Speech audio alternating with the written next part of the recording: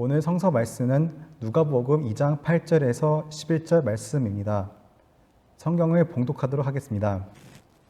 그 지역의 목자들이 밤에 밖에서 자기 양떼를 지키더니 주의 사자가 곁에 서고 주의 영광이 그들을 두루 비추매 크게 무서워하는지라.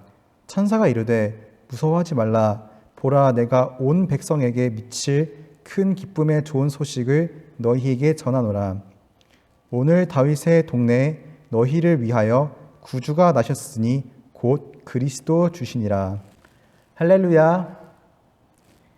이제 2주가 더 지나가면 크리스마스가 다가옵니다. 이렇게 한 해를 마무리하면서 여러 생각을 하게 됩니다. 과연 내가 이 한 해를 잘 보냈는가? 괜찮은 일도 많았지만 잘 안 되는 일도 있을 것입니다. 특별히 이번에 코로나 변종으로 인해서 집에 콕 박힐 일이 많았을 것입니다. 이 때문에 많이 답답했을 것입니다. 그럼에도 불구하고 하나님은 이 답답한 가운데서 찾아오셨습니다. 그래서 오늘은 이 어두운 상황 가운데서 찾아오신 하나님을 소개하고자 합니다. 오늘 설교 제목을 본다면 밑바닥 영광이라고 적혀 있을 것입니다. 밑바닥 영광이라니 참 어감이 이상하죠? 저는 하나님이 이런 밑바닥 인생에게도 찾아오셨다는 것을 강조하기 위해 이런 제목을 적었습니다. 오늘 말씀을 본다면 하나님께서 목자들을 찾아오셨다고 적혀져 있습니다. 여러분은 목자들을 생각한다면 어떤 모습이 떠오르나요? 드넓은 초원을 누비는 여유로운 사람들, 낭만을 즐기며 석양을 바라보는 사람들일까요? 이건 제가 목자들을 알기 이전에 생각했던 것들입니다. 그러나 제가 목자들을 조사하면서 세상에 이렇게까지 밑바닥 인생이 있을 줄이라는 것을 상상조차 못했습니다.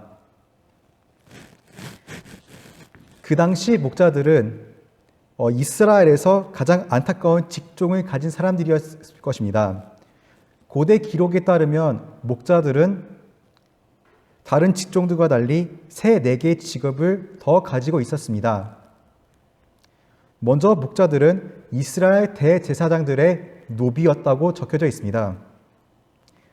이들이 관리하는 양떼들은 다 성전 제사용 양떼들이었습니다. 이들은 양만 치는 것이 아니었습니다. 양뿐만 아니라 돌 무화과 나무도 관리해야 합니다. 이 돌 무화과 나무의 열매를 맺기 위해서는 가지를 다 치고 열매 안에 있는 가스를 다 빼야 했습니다. 즉 일일이 이 손으로 열매의 구멍을 냈어야 합니다. 참으로 고된 직업으로 고생했습니다. 이렇게 고된 작업을 했는데도 불구하고 목자들은 전혀 위로를 받지 못했습니다. 왜 그럴까요? 그것은 목자들은 단순히 고된 노동을 하는 불쌍한 사람들이 아니었습니다. 그들은 이스라엘 사회에서 죄인이라는 취급을 당했습니다. 참 안 그래도 빡세게 일해서 너무나 서러운데 죄인의 취급받을 줄이야. 얼마나 억울할까요? 이들이 죄인의 취급받는 이유는 다름 아니라 안식일 성수에 있습니다. 유대 사회에서는 안식일을 지키는 것이 목숨보다 더 중요했습니다. 안식일 준수는 10계명 4번째 계명에 나와 있을 정도로 정말로 중요한 계명 중에 하나였습니다. 그런데 목자들은 안식일에도 일해야 했기 때문에 안식일 준수는 할 수 없었습니다. 남들은 다 회당으로 가거나 예루살렘 성전에 제사를 드리는 와중에 그들은 양을 칠 수밖에 없었습니다.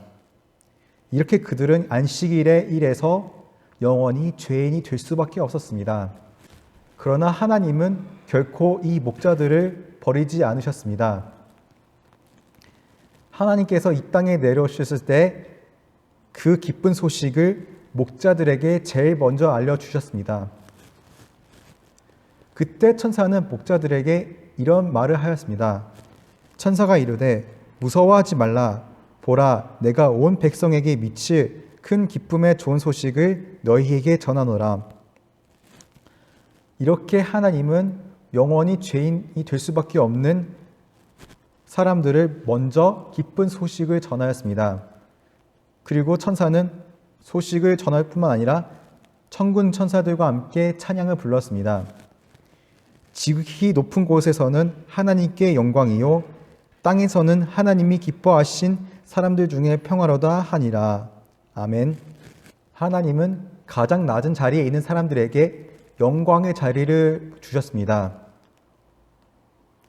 우리가 생각하기에 영광은 오직 강한 사람들, 공을 세우고 지위가 높은 자들에게만 해당된다고 생각할 수 있습니다. 성경에서도 보면 하나님의 영광을 표현하기 위해 전지전능한 강한 오른손으로 일하는 강력한 수식어를 자주 사용합니다.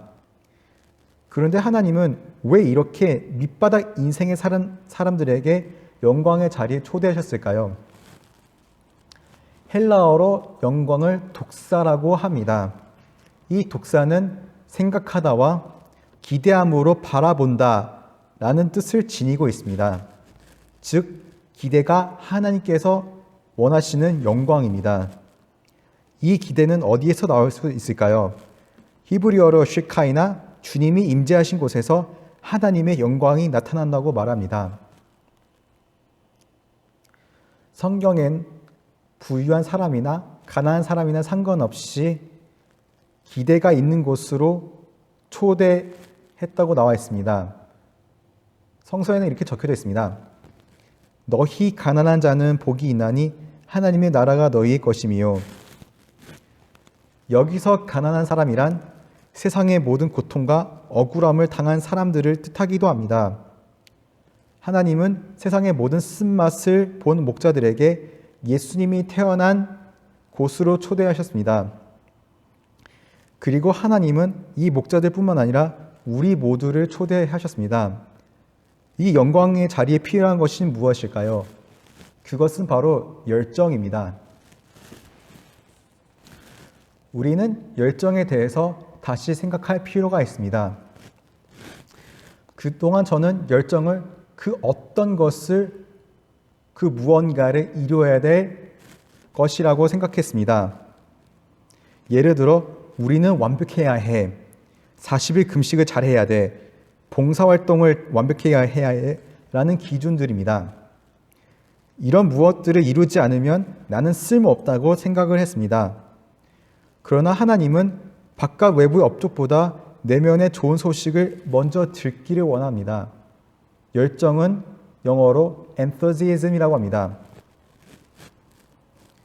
이것은 원래 헬라어에서 나왔는데 이 단어를 깊게 들어가자면 엔테오스, 하나님과 하나가 되다라는 뜻을 담기고 있습니다. 하나님은 먼저 내면으로부터 기쁜 소식을 받아들이라고 말합니다.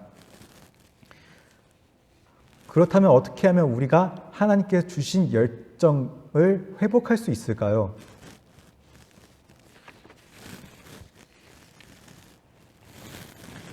오늘 말씀에 따르면 목자들은 천사들의 소식을 듣고 이렇게 행동했습니다.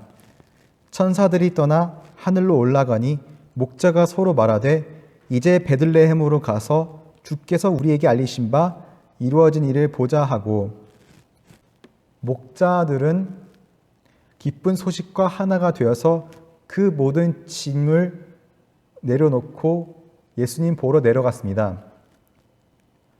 오늘 우리는 무엇과 하나가 되고 있는가요? 하나님의 영광은 생각과 기대에서 출발합니다. 우리가 만약에 부정적인 생각과 하나가 된다면 하나님께서 주신 기쁨의 소식을 들을 수가 없습니다. 지금 우리는 무엇 때문에 기쁨의 소식을 들을 수 없을까요? 제가 언제 시간을 내어서 한국의 문학들을 집중하면서 읽은 적이 있습니다. 토지, 춘향전, 3대, 도가니 등등 여러 한국 문학들을 읽게 되었습니다. 한국 문학들을 읽어보면서 억울한 일, 가슴 아픈 사건, 해결하지 못한 아픔이 다른 국가들보다 강하다는 것을 보게 되었습니다.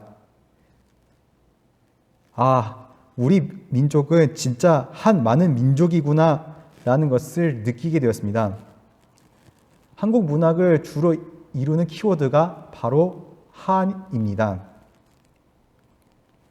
뿐만 아니라 한국 영화나 드라마를 본다면 역시 어두움이 많다는 것을 볼 수 있습니다. 기생충, 지옥, 오징어 게임 등등 모두 어둡고 한이 서려져 있는 것을 볼 수 있습니다. 이 한국 문학들의 주인공들이 어두운 정서에 가로막혀가지고 한 발자국도 못 나가는 경우를 많이 볼 수 있습니다. 그렇다면 이 어두운 마음을 극복하기 위해서 우리는 어떻게 해야 될까요?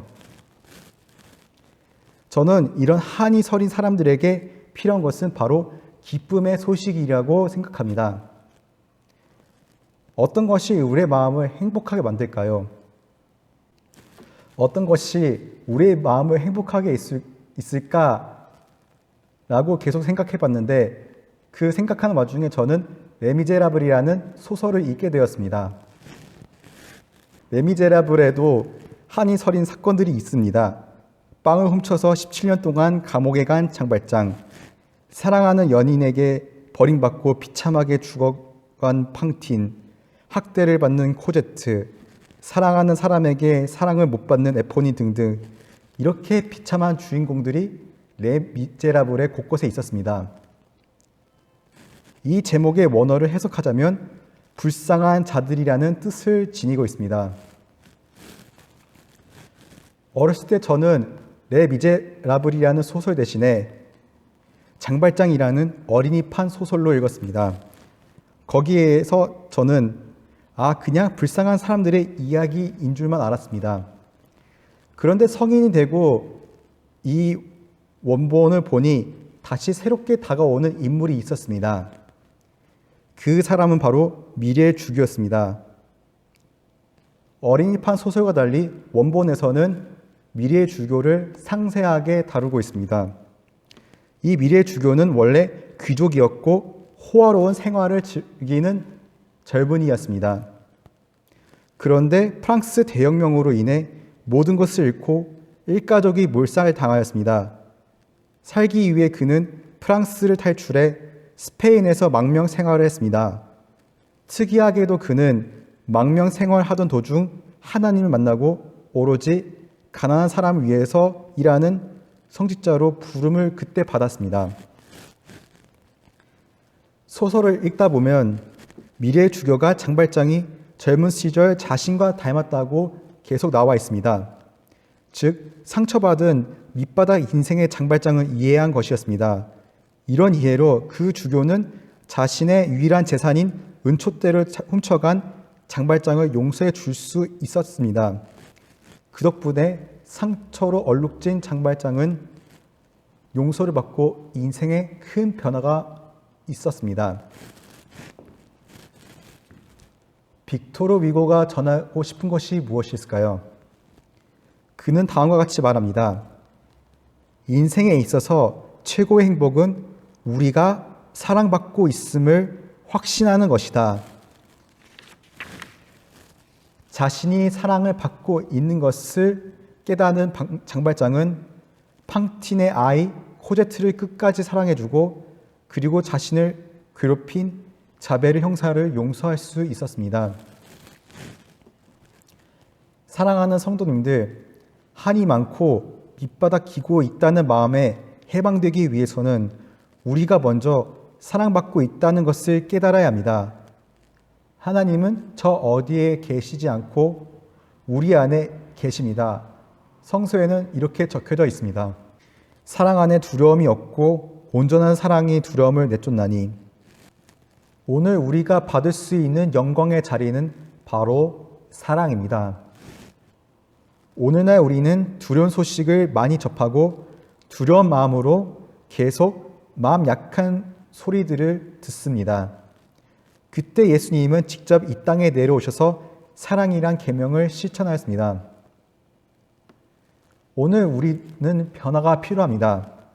한 많은 인생, 굴곡진 길, 피폐해진 마음을 회복하기 위해서는 내면 안에 있는 사랑을 키워야 합니다. 2600페이지나 되는 레미제라블에서 미래의 주교가 나온 페이지는 겨우 50페이지밖에 안 됩니다.